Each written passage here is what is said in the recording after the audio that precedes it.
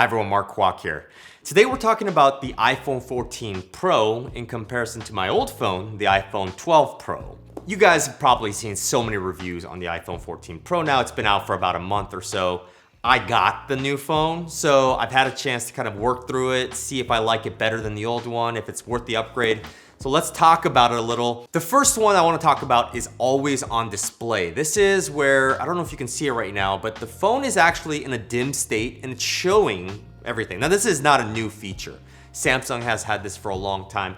Bunch of phones actually. Apple's kind of like the only guy who hasn't really adopted this. I will say there's all these controversies around it, whether it drains battery, if it's worth it or not. I think it's a nice touch. Apple's just catching up. I don't think it's a game changer, deal breaker, none of that stuff. We're talking subtle stuff, guys. I mean, like, it's nice when you have some widgets here, because iOS 16 now has widgets where you can see, oh, quickly, I'm glancing and I see the weather, or quickly I can glance and look at the time and the date.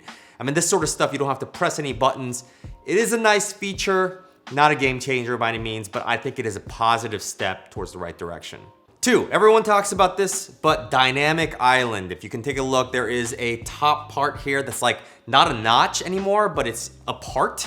And it has all these like cool little features when you open Spotify or something like, I'll show you in some of the B-roll here, but when you do certain things, you can actually see it kind of dynamically get bigger, get smaller, introduce different images, things like that. This is a nifty little thing.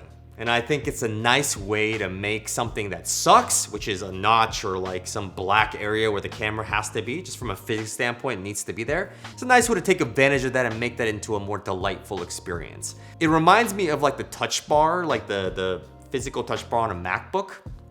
That was a failed experiment for most part. I think they removed it from most MacBooks now, but it's something that was interesting, right? Like there was a good attempt at making a more delightful experience to the Mac. This is much better than that touch bar, I'd say. The island is cool. One day, maybe there won't be an island or notch or anything at all. But until then, this is a nice bridge that makes it a cool little experience. And okay, I'm gonna spend a little bit more time on this, but the big change between these two guys is going to be the camera. And if you come from the 13 Pro to the 14 Pro, then it's gonna be a little less of a change, but from the 12 Pro to the 14 Pro, there is a bit of a difference. Now don't get me wrong, the 12 Pro has an excellent camera already. I think any iPhone that's in kind of that Pro level, or even just the iPhone 12, or even before that, 10, all have great cameras. I mean, we are spoiled with an incredible camera that's in our phones and with us constantly. So what are my thoughts on the camera? Well, I would say if camera stuff like video, photo is a big deal for you, you're a content creator, you have just like an enthusiast element to it, like you're always snapping photos and taking video, or you might even want to use it professionally in a pinch or something like that, then I think this upgrade for the camera alone is worth it. People spend a lot of money on cameras and camera gear and lenses and things like that. Just think of it as one of those sort of expenses. Like people will spend $2,000 on a slightly better lens. That's a normal occurrence with your mirrorless cameras. Think of it that way for this. If you want that upgrade, you spend that extra dollar and you do get that better camera. And sometimes it's subtle, sometimes it's big, but it is undoubtedly a better camera. So I would say if it's a big thing for you, get the new 14 Pro. Like for me, if the camera is the main thing, you get the new camera. I've noticed things like cinema mode looking just better. I mean, you can adjust it in post too. Like you can kind of, if your hair's all fuzzy, because sometimes on that cinema mode, like the bokeh gets into your hair and so now it looks like that's fake. You can actually adjust that stuff in post. They do a good job of letting you adjust. You also have action mode, which is like, I don't know, it's kind of a miracle that they can get it. Like I had some footage that was like, I was running like crazy and it turned out quite smooth.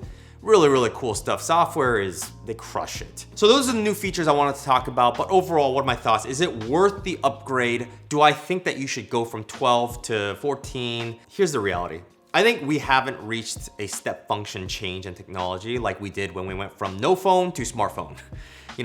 We're just basically inching smartphone forward. And until we have some like contact lens or like something crazy that happens, we're just not gonna see this huge leap. The same goes, I mean, the 12 Pro is a fantastic phone today.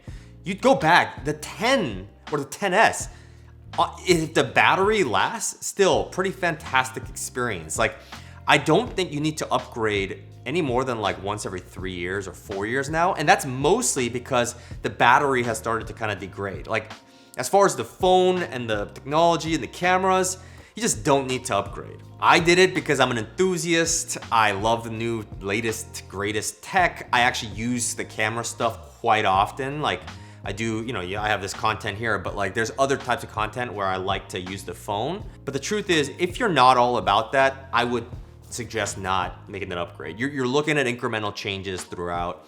And now incremental changes is, in terms of marketing, like those are the big changes. Oh my God, dynamic island. Oh, come on, like you're looking at a little black thing that turns into different, like it's nothing, right? Always on display. Oh my God, cool. Like I know I just talked about it, but like, let's be real, that makes no change to your day-to-day. So all that to say, I don't think it's worth any upgrade to get to this. We're at a stage now where until something new and crazy happens, where we have this big step function change, we're looking at a similar phone with some cool new features. Overall, the 14 Pro, I'm happy with it. You know, this one is now going to my parents. This is a thing that I think a lot of people do, but I love the iPhone experience. I love iOS. I love the Apple ecosystem. I'm kind of stuck in it, but at least it's good.